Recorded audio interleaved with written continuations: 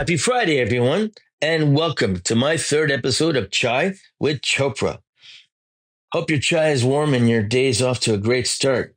Today, I'm joined by Charles Bird, a seasoned public policy specialist with a wealth of experience in Ottawa and beyond. He and I have known each other for nearly 30 years, and he's one of my dearest friends.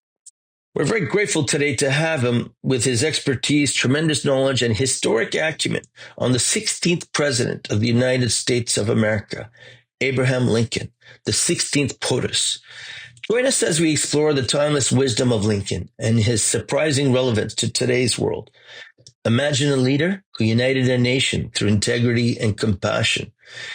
We will dive into a thought-provoking discussion led by Charles that bridges the past and present, and also examine how Lincoln's principles would have shaped modern-day politics and society in Canada and beyond. This is an invaluable conversation. Please tune in and enjoy. Hope your chai is ready. Happy Friday and good morning, Charles Bird. Chai with Chopra. It means the world that you've made this time for me, and I'm happy to have you here, to introduce you to my listeners, and to have you as my third podcast guest. And it's a bit of a rodeo for me, a new rodeo, but it's fun. And I'm delighted. It's been too long, and we have a long and storied past together, so it's great to be on Chai with Chopra. Well, it's been some time, since we've gotten together. It has. When did we last see each other? Well, I first met you when I arrived in Ottawa in 99. So I think our friendship, and we would see each other regularly when I was a staffer. And then the one campaign I think we did was Bob Ray's. Mm-hmm. And we would regularly see each other, you and I think. Absolutely, yeah. And now we live in different cities, different provinces. How is it in Toronto? It's great. Like most Canadian cities, it suffered a bit coming out of the pandemic. You see a lot more homelessness. You see a lot more signs of addiction, mental illness, especially true on the TTC, on the subway. And that's worrisome. And I know Toronto isn't alone in that most major cities in North America are facing those kinds of challenges. Yeah, no city or really country globally has been immune to that. I think that's been due to the ramifications of COVID, right? Yeah, exactly. I kind of got to rediscover my family around that time, because all of a sudden, at the time, my kids were, I think, 11 and 8. Maybe 12 and 9. And, I was in the office all the time and going home, for evenings. And I told myself I'd spend weekends with them. But it was really only when we were all forced under the same roof at COVID that I really got to spend serious amounts of time with them. And so to an extent, that's the best thing that could have happened to me. So I'm grateful for that, as much of a tragedy as COVID was for so many. I guess it really hit home with families, right? And in relationships. And and you really cry. You cry for those who were living in, 600 and 700 square foot units and had no room and nowhere to go, and very, very challenging time. No, it most certainly affected a lot of people, certainly on the mental part. Yeah, for sure. But like you, I did something pretty different also. I built a hockey rink in COVID. Yeah. And of course, Charles, I didn't make it a small hockey rink. I had to make it like a Olympic sized. And there were many nights I would be out shoveling and watering. And it was like my baby, that COVID, But the Jets haven't come calling for your services as of yet, you and Jonathan? The Jets won the President's Trophy last year, and this year, let's see where they go. Hope is there. Anyhow, Charles, you and I have been in politics a long time. You've worked on numerous campaigns. You're one of Canada's leading public affairs advisors, strategists, with Earsnscliffe as a principal. And politics. I do. You've done a lot of politics. I have. We have that in common. And you're an avid student of history. I am. And today we're speaking about a certain president who was perhaps one of the most consequential presidents in American history. However, before we begin and start and lead into that, I'd like to talk to you about briefly how the current government came into play And then if you can give me a brief summation, or what's your thoughts on how this government's performing. And then I'd like to loop that into U.S.-Canada relations, because it goes without saying that U.S.-Canada relations are perhaps, at the most unique moment in history. And so, no one can really make out what it all is. There's a lot of confusion. I think it's causing a lot of angst. These tariffs globally, inflation, people are finding life very unaffordable these days. Oh yeah, it's like we were saying, just coming out of COVID, it seems that so much has been impacted. And I think one of the more remarkable political stories in recent Canadian history is the ascension of Mark Carney. If you think back to even a year ago, right now, you had a conservative government, you had a conservative opposition led by Pierre Poilievre that was, anywhere from 20 to 25 points ahead in the polls. And, most people were pretty confidently predicting a conservative government. And then this amazing confluence of events, the election of Donald Trump, the stated intention to impose tariffs, and then the rather sudden resignation of Prime Minister Trudeau, a very hurried Liberal leadership, an overwhelming result in favor of Prime Minister Carney, and then an election campaign which produced the result it has, and which sees Carney and his ministers having to grapple with, the enormity of the tariff situation in the United States. I said late last year that what Trump was attempting to do economically to Canada is the equivalent of what Russia was doing militarily to Ukraine. And that may be an inappropriate analogy, just given the extent of suffering and death that has been seen in the Ukraine war. This has been a very, very tricky time, and it continues to be a tricky time, and the outcome is highly uncertain. And from the perspective of a political observer, it's fascinating stuff. I will say that. But corporations are being deeply affected. Yeah, the pockets of average Canadian citizens are affected.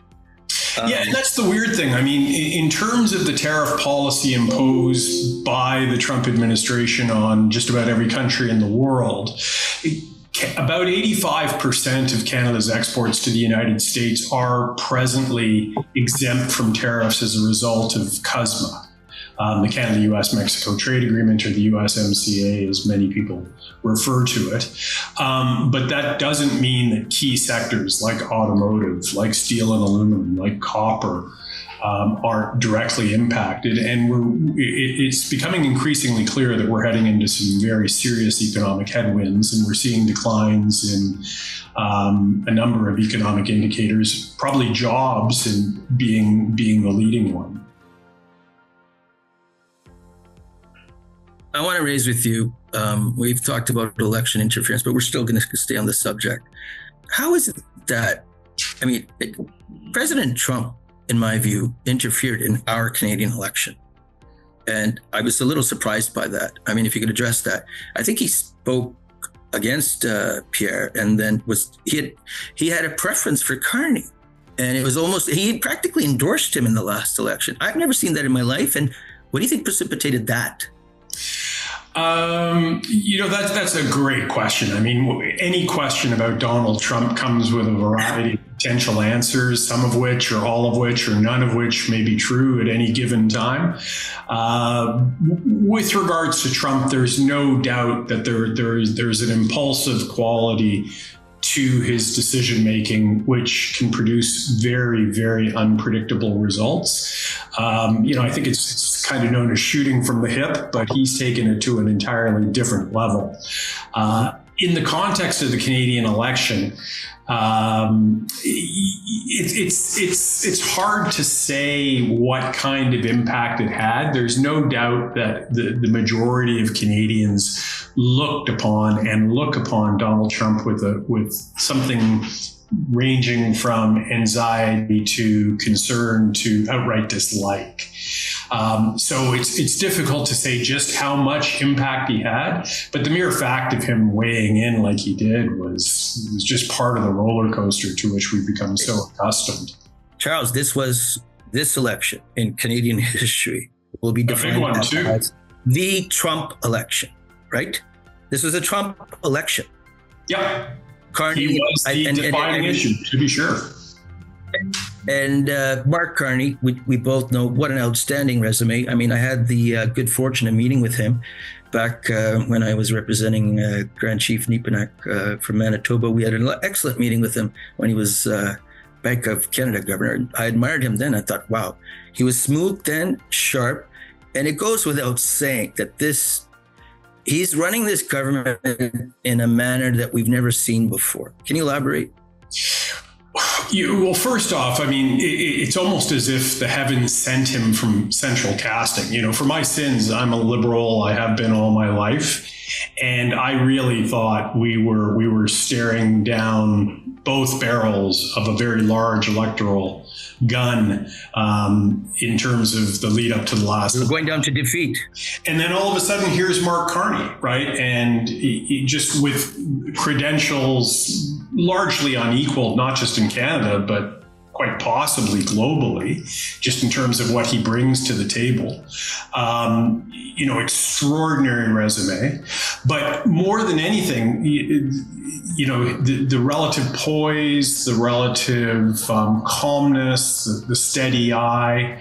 The discipline in the PMO, people. Yeah, I mean, and just the new way of doing business, because I mean, it really feels different from how it was under Prime Minister Trudeau, and we'll see how it pans out. Because at the end of the day, you're right about affordability continuing to be a huge issue, and I think there is a relatively short runway in terms of what kind of time this prime minister and this government has in terms of bringing about the kind of results that are going to make Canadians say, yes, we chose well, and this is our guy for the future. But it's a minority government. It is, to be sure. And we also have the opposition leader being tested in January. And, and you start to get that weird triangulation between Carney and Poilievre and Trump, right? Because I think Trump still continues to impact on how Canadians see world events and see the bilateral nature of our relationship. But as time goes by, it also appears that the focus is less on Trump, less on tariffs, and more on the sort of day-to-day meat and potato issues like affordability, like inflation, like the ability to make sure that you can afford to buy your children Christmas presents, that sort of thing. I mean, those are issues that are very, very personal, and at the end of the day could end up being determinant. It's almost halfway into the Prime Minister Carney's term. How do you think he's performing? Oh, I think he's performed exceedingly well as an individual. I mean, you mentioned Abraham Lincoln off the top and my fascination with Lincoln. You're about to speak about him. I hope we get into that. Yeah. Let's get into it soon. One of the things about Lincoln and one of the things about so many other successful leaders is that they do tend to be steeped and very experienced when it comes to the practice of politics. And, Mark Carney was no stranger to sort of intense dynamics within central banks and within global economies and dealing with any number of political leaders. But one of the big question marks I had going in was just how good a politician he would be. And that remains to be seen because we're so new to this, right? And the proof of the pudding will be in the tasting, and that tasting probably won't happen for a while yet. But, he is, I think, doing really, really well. And this also goes to Poilievre, because the better Carney is doing, especially in terms of Canadian public opinion, the greater Poilievre's leadership is under threat. because there are a lot of conservatives out there who will probably never forgive him for losing that election, notwithstanding the remarkable dynamics that were engendered by the third point on our triangle, which was Donald Trump. Okay, so just as we head into the subject of this podcast, the 16th president of the United States, my boy. Do you believe this prime minister will have some longevity? It's a minority government, and they could fall anytime. And so you're basically saying that they're performing very well. I think, minorities have a way of ending very suddenly sometimes. And so no one should underestimate events and circumstances conspiring in such a way that we find ourselves in an election in the next few months, let alone the next year.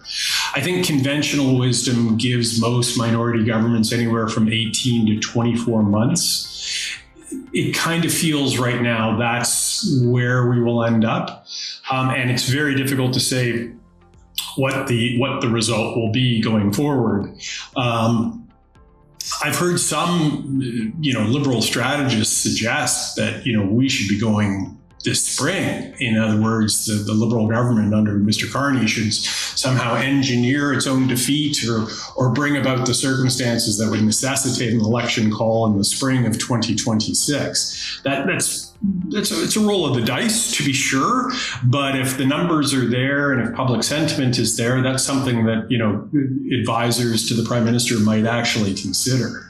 And obviously in Ontario, Doug Ford went to the polls earlier this year, a full year or more in advance of when he was due to call an election, and in the process secured his third straight majority. Which is similar. Pretty, absolutely. Of course, those were slightly different times, and Mr. Chrétien did it in the face of divided opposition between the Progressive Conservatives, the Reform Party, the Alliance, and all those things. Not to take anything away from the achievement, but and the other question that gets asked is, how long does Mark Carney want to be prime minister? And it's a bit of an odd question, but if having won the federal election earlier this year in quite convincing fashion, albeit with a minority outcome, if he is able to secure a majority in the next election and have that 4 years, that's like a 5 or 6 year run for him if he does prove successful.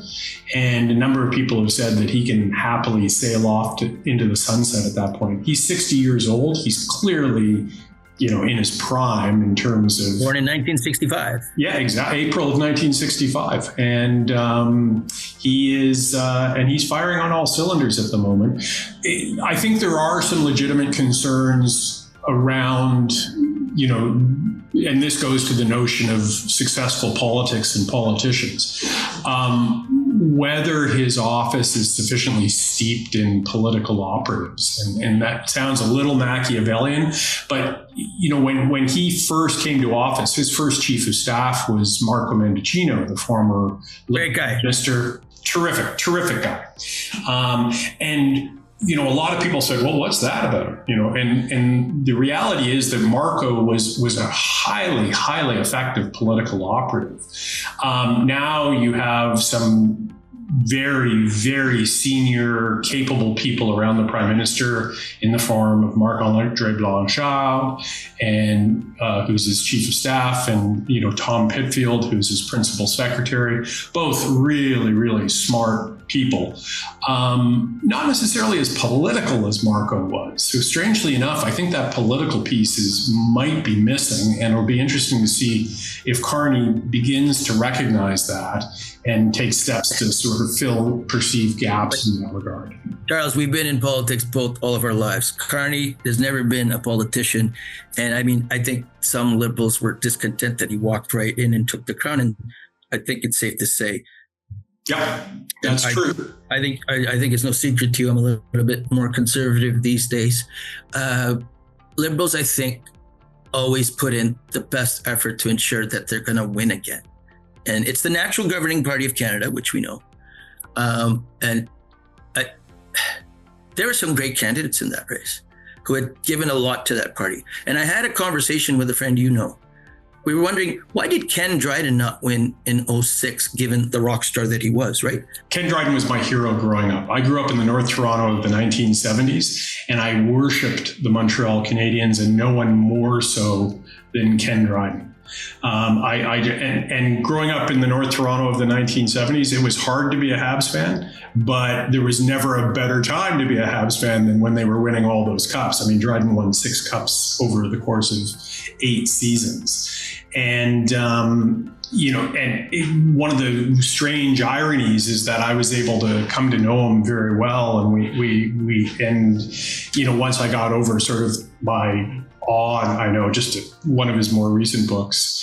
And one of the great treats of being involved politically for me personally was coming to know Ken Dryden, right? When he was president of the Toronto Maple Leafs and then Minister of Human Resources and Social Development Canada, and post his political life.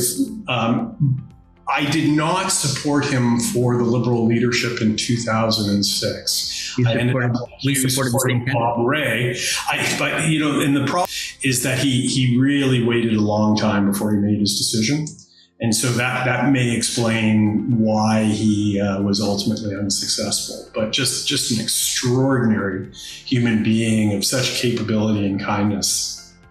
It was great to meet him at the local editor of the Winnipeg Free Press. I had a book signing with him at McNally, and I got his signing. But I think the second book is kind of fascinating on how he wrote about his school class individually and described it. Like, that's kind of neat.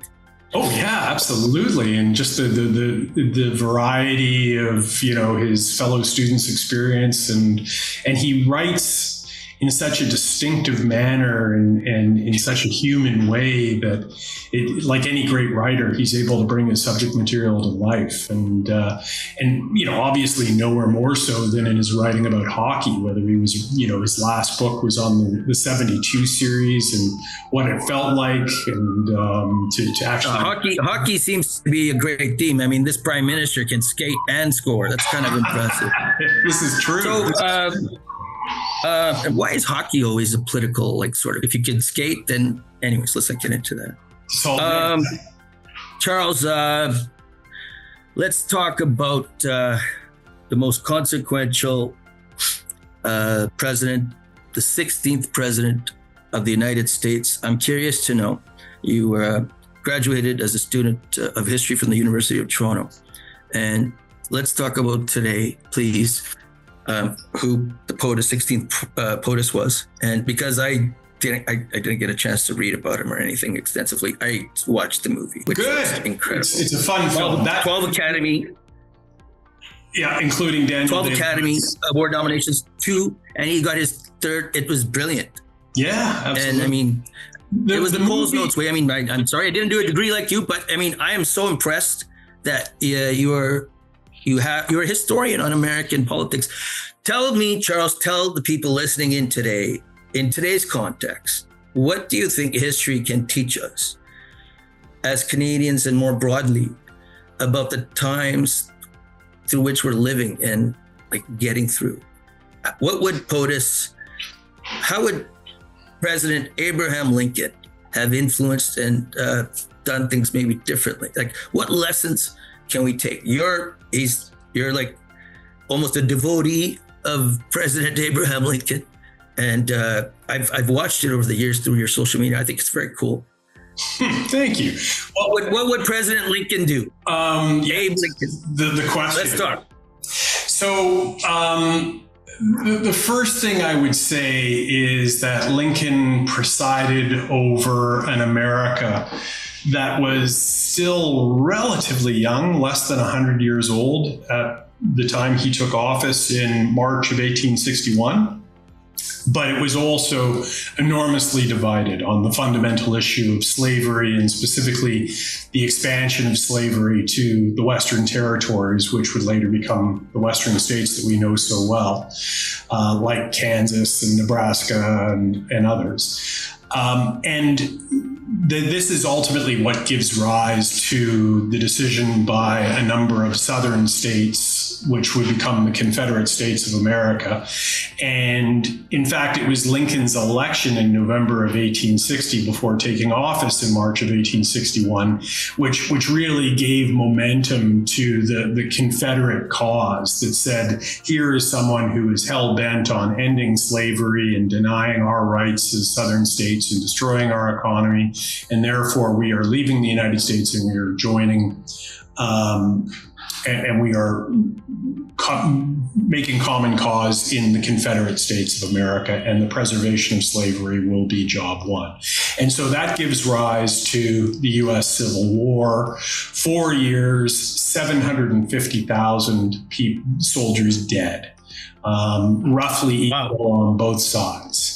Accounts vary. Earlier accounts are about 600,000, but they've been revised over time as historians have been able to bring better metrics to bear. And so the first thing you need to understand is that Lincoln presided over something that was unprecedented in terms of just human carnage.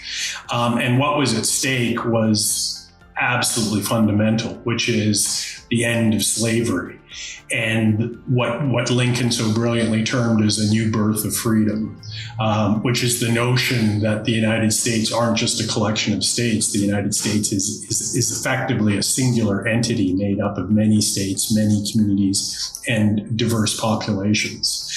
And so, most people regard Lincoln as being the individual who freed the slaves and saved the Union. And that's pretty simplified language, but it's probably right. But what's most interesting about Lincoln is that he is likely the most important U.S. president. And that is saying something when you consider him in the light of someone like a George Washington from the 18th century, who was obviously one of the founding fathers of the United States, or with Franklin Delano Roosevelt, who was president of the United States during the Great Depression from 1933 to roughly 1940, and then ultimately president as the U.S. went to war in 1941 to 1945. But all those three presidencies really share something in common, and that is just how deeply divided the American population was in each of those instances. In the case of the Revolutionary War, which gave rise to American independence, there were a huge number of, we would call them Americans, but strictly speaking, they were still British colonists at that point. A huge number maintained allegiance to the king, and thousands of them actually ended up moving to Canada, and specifically Upper Canada, or Ontario and Eastern Ontario.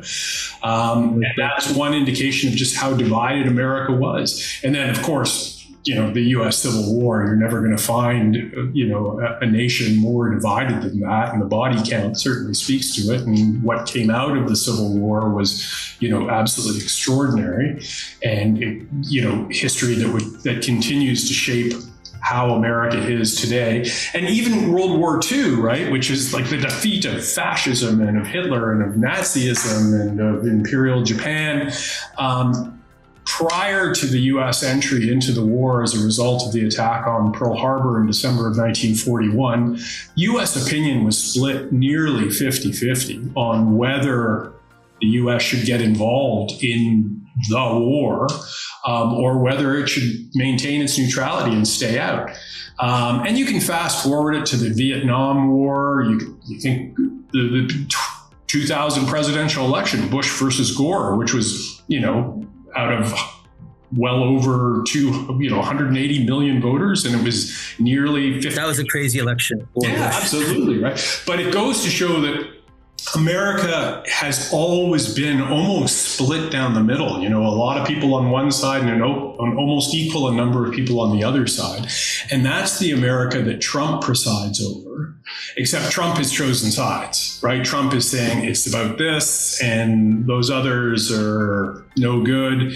And he is taking the presidency to extraordinary lengths. And you think about the indictment of James Comey, former FBI director, on 2 counts. I mean, this is yet another example, and in many respects, perhaps the most striking example of how the presidency is being used in ways that we haven't seen before.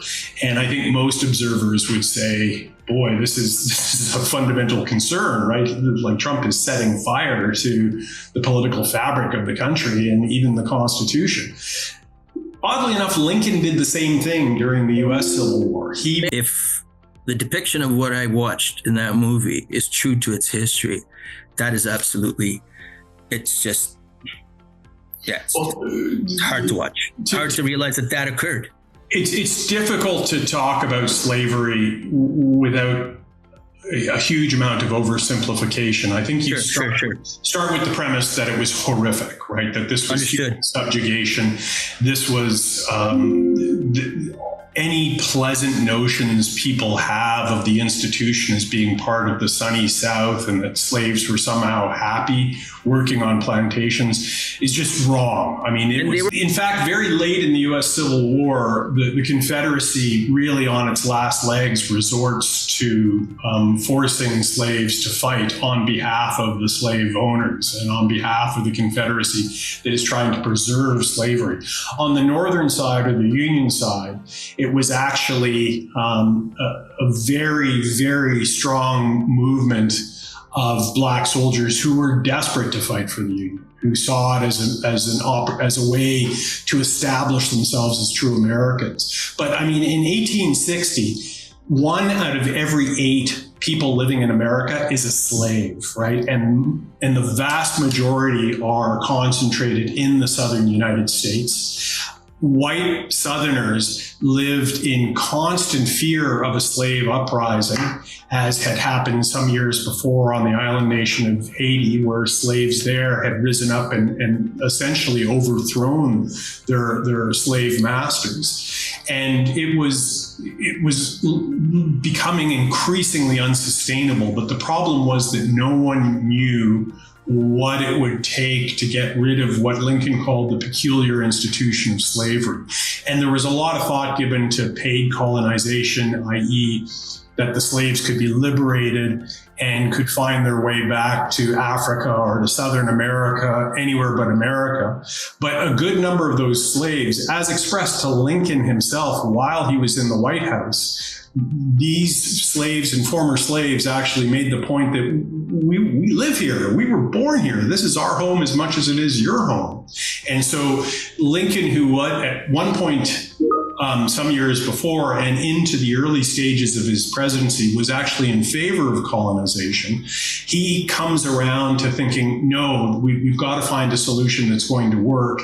And that ultimately leads to his conclusion that they need to have the full and equal rights of all Americans. They need to have the vote, although keeping in mind that women weren't allowed to vote back then.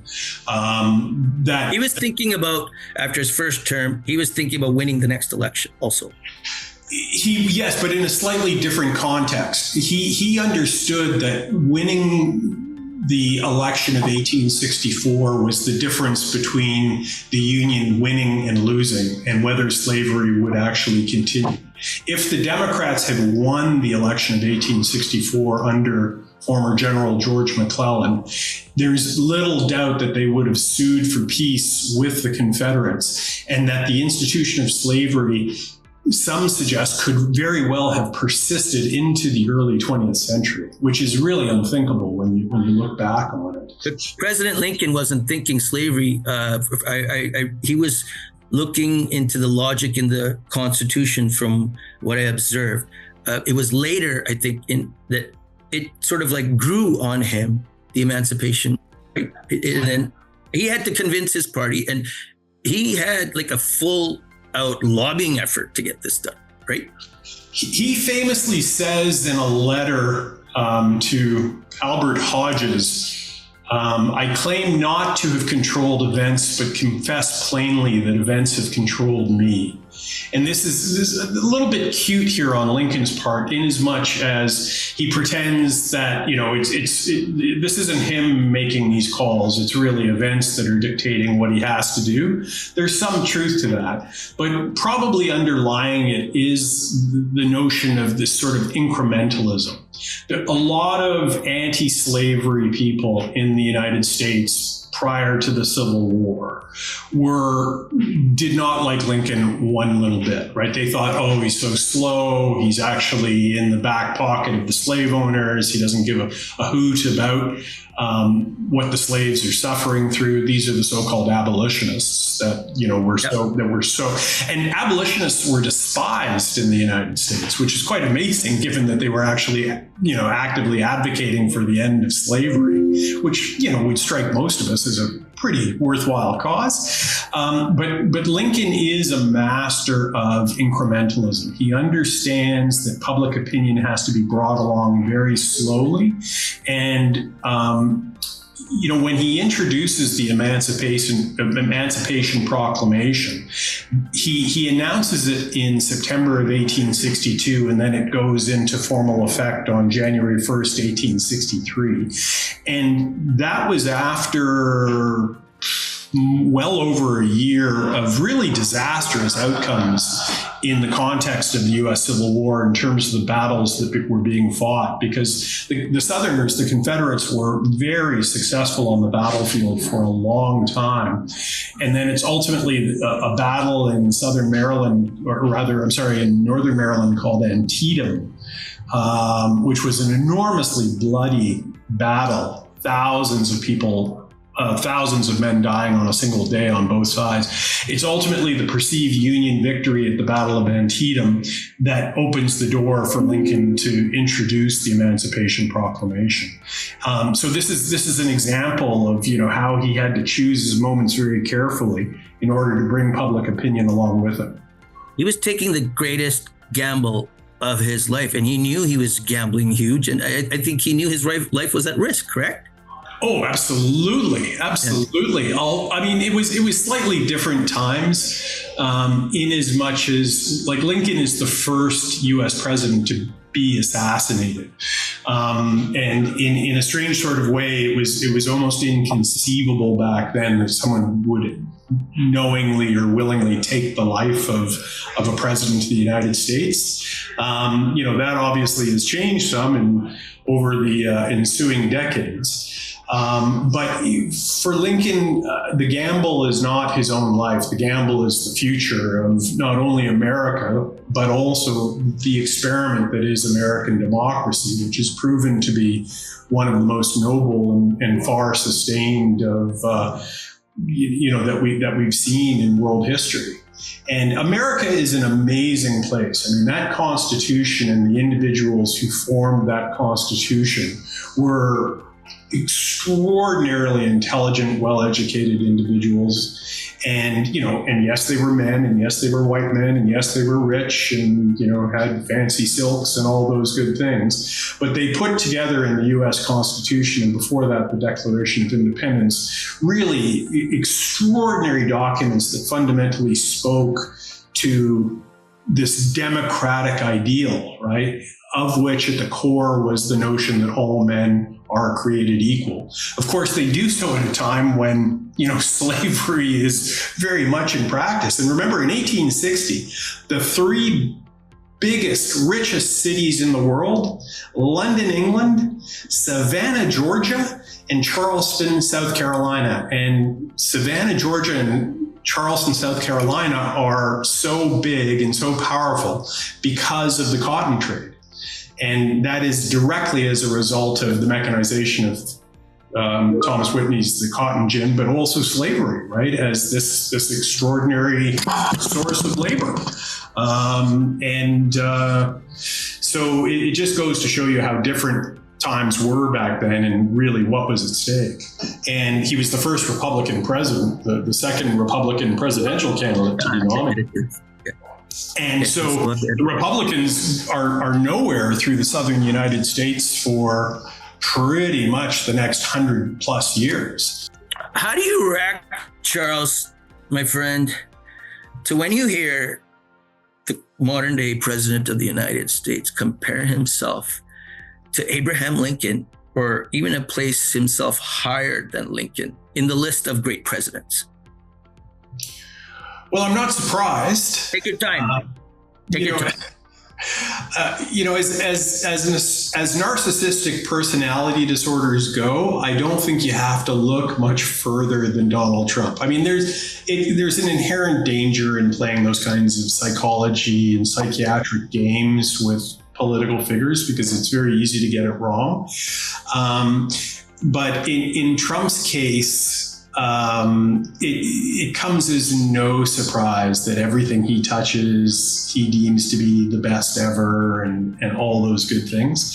So to an extent, am I shocked by anything that comes out of his mouth? No.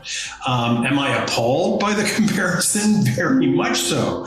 Do I want to see Donald Trump's visage on the front of Mount Rushmore, maybe blocking out Teddy Roosevelt? No, I do not.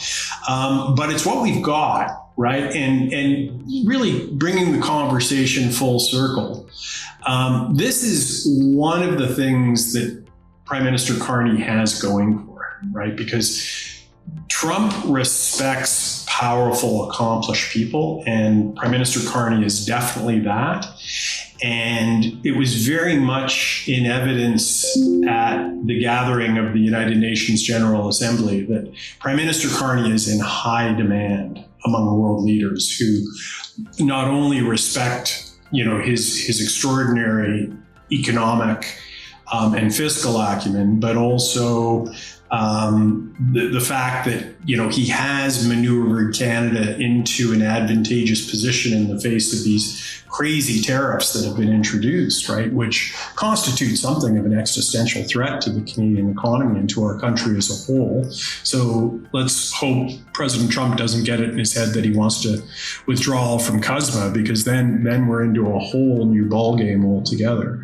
But for all of the strengths Carney brings to the table and for all the acumen and intelligence and skill, it is still a really, really gargantuan task he has ahead of him to try to get Canadians through this and effectively bring them along for the ride so that they're willing to look past, the cost of a loaf of bread going up, all the stuff that really matters to individuals and to families and to folks who, are genuinely struggling to make it all, just hold it all together, and who are increasingly in debt, and among homeowners who are afraid of losing their homes. These are powerful political forces, and they rarely bode well for incumbent governments. And so this is kind of what Carney is up against. And there's, it would be facetious to make the comparison between Carney and Lincoln, but,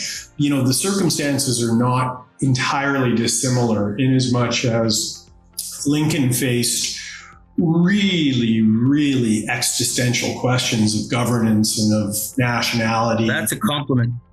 Yeah, I'm always loath to compare anyone to Lincoln because the circumstances that he faced were so unique. And I might add, and this is you want to talk about how extraordinary this guy was. Less than a year into Lincoln's presidency, his 11-year-old son died in the White House. And Lincoln had to live through the grief of the loss of his 11-year-old son and fight the Civil War, right? And where anybody finds the kind of emotional and human strength to do that, and to do it as effectively as Abraham Lincoln did, I mean, it really just beggars belief.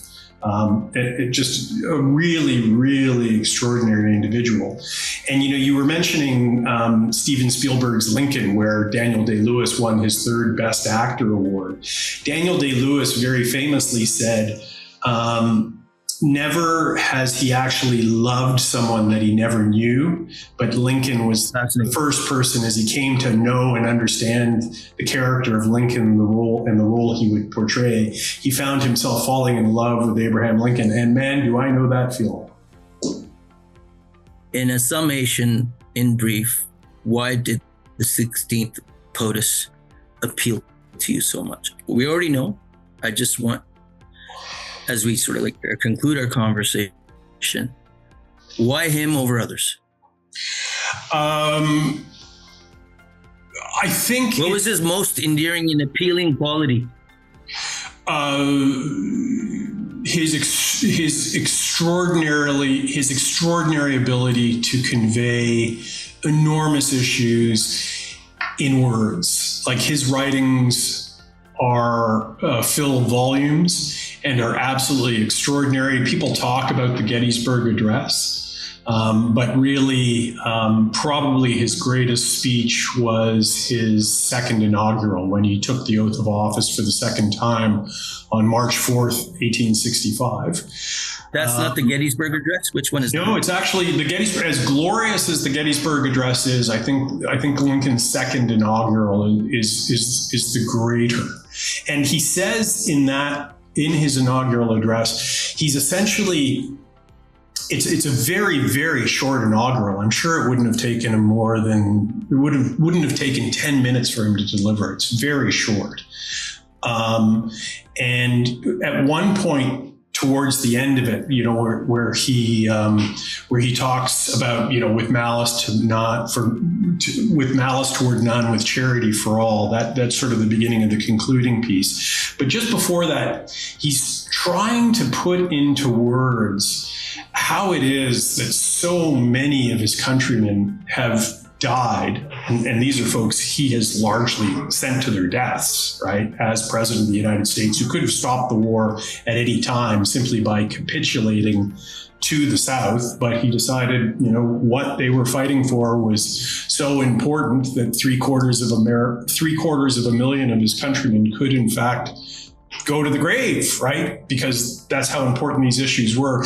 And he's struggling to try to put into words how this has happened, and how, both sides, North and South, could appeal to the same God, and neither could have their prayers answered adequately or sufficiently. And ultimately, he turns to the Bible for a passage, a phrase, which I'll never forget, where he says, and he finally decides that the ultimate answer, and he puts it this way: as was said 3,000 years ago, so must be said today, that the judgments of the Lord are true and righteous altogether. And this is a guy who grew up largely agnostic, right? This is a guy who grew up without really not believing in religion, but the sheer, turmoil of the U.S. Civil War was such that, ultimately he turned to God for, the answers to what was happening to his country, which is quite extraordinary, and also reflects how deeply religious the United States was in the 19th century. It's difficult. We look at sort of religion in the U.S. as a bit of an oddity, and Charles, as we conclude our conversation, this has been like one of the best lessons I've learned in American history. And there's, I think, the monument to Lincoln, I think, is perhaps one of the most unique one in Washington, correct? It's beautiful. Oh, yeah. And that speaks to his impact, I think. Oh, yeah. And by the way, when you're next in Washington, visit the Lincoln Memorial by night. There are a few more beautiful, extraordinary. I think I'm going to get a book. What book would you recommend to viewers listening in who are now inspired by this, intrigued, and wish to learn about beyond, instead of what would be a good read? Yes, the best way to learn about Lincoln is to read stuff that he's written.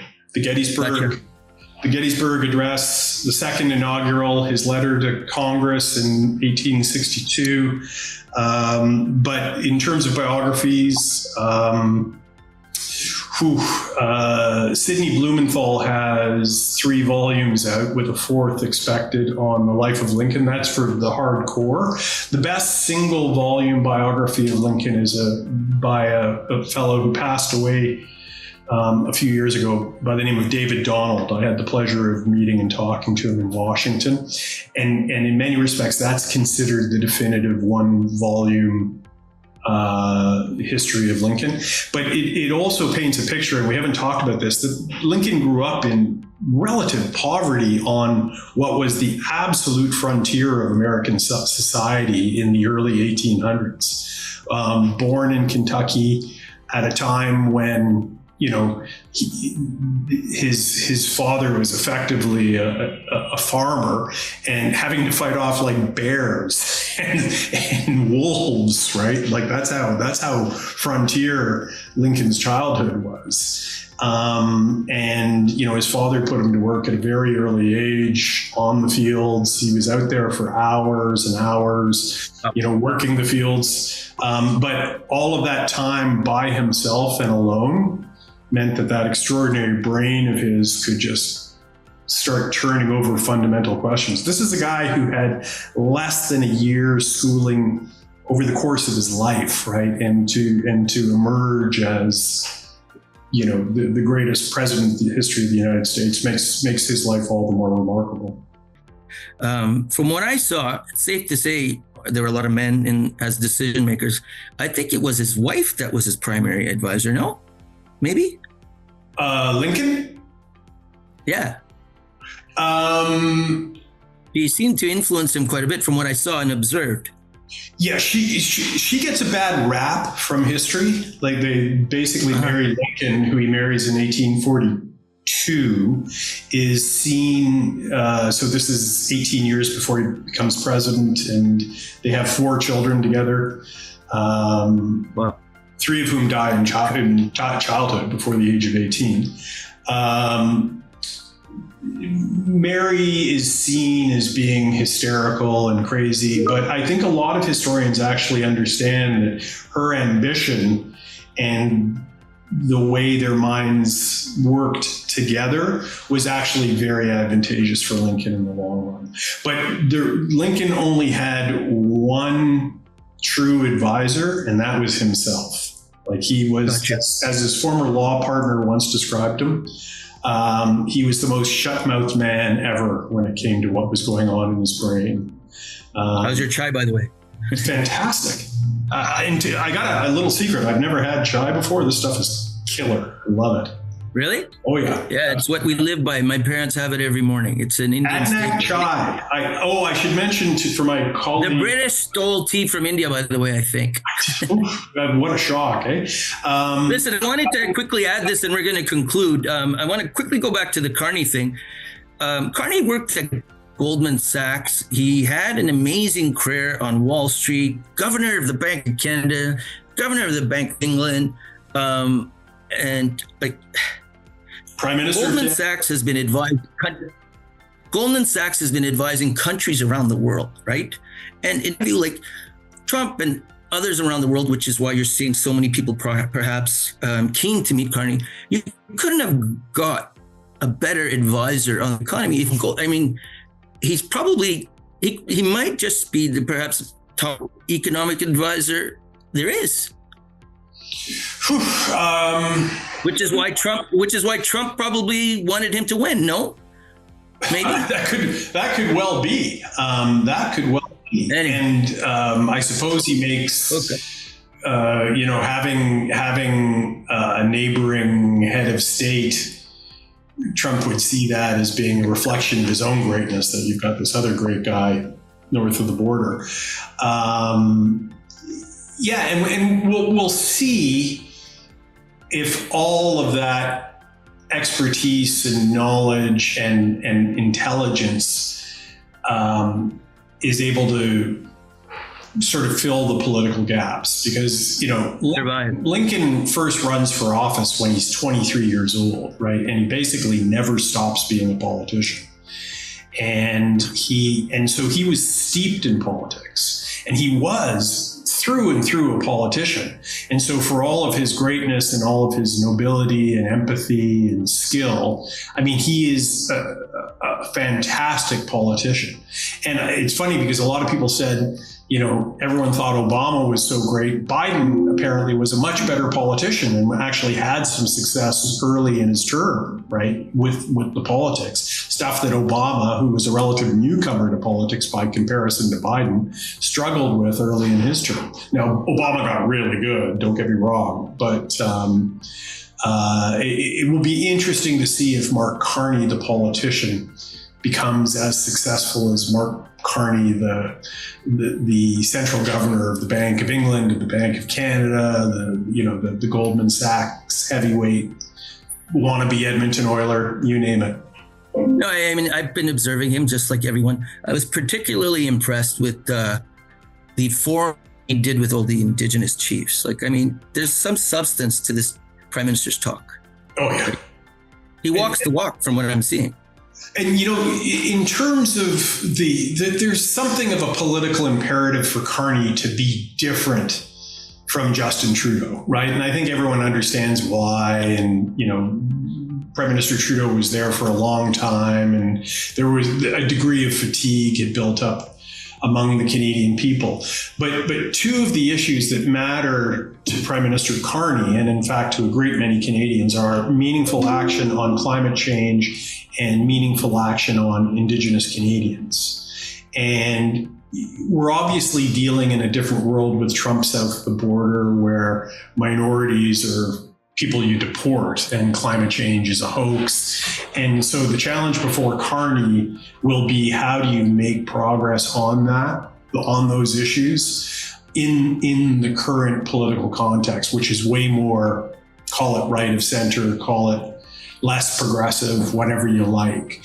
But I do think he is a true believer. And I think the opportunity to make very meaningful strides on Indigenous issues are still there. When people look back on Prime Minister Trudeau 20 years, 50 years, 100 years from now, I think that's one of the issues that will stand out, that Prime Minister Trudeau really did move the yardsticks on these issues.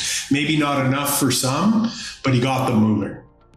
Well, I mean, I think, Indigenous advocacy has been the crux of my life, and I've had the privilege of observing firsthand. I thought, in my view, the Prime Minister you work for, Paul Martin, the Kelowna Court, what a shame. Phil, we did that consultations for a year. And I think, Stephen Harper, the apology, that was significant also coming from the Conservatives. And the Truth and Reconciliation Commission, and absolutely. Credit I have to give to Justin Trudeau, my old friend, in his original mandate letters, the importance and the heightened importance of the Indigenous, the words that were written. I was impressed by that. And I think he did a lot. Fairness, I have to give him credit. He worked hard on the Indigenous issues, and he didn't ignore it. He leaped into it, in fairness. Charles, we can continue to talk for hours. All right, brother, this has been amazing. From the bottom of my heart, thank you for being my guest on the third episode. Cheers, bro. Thank you for introducing me to chai. It's fantastic stuff. I love it.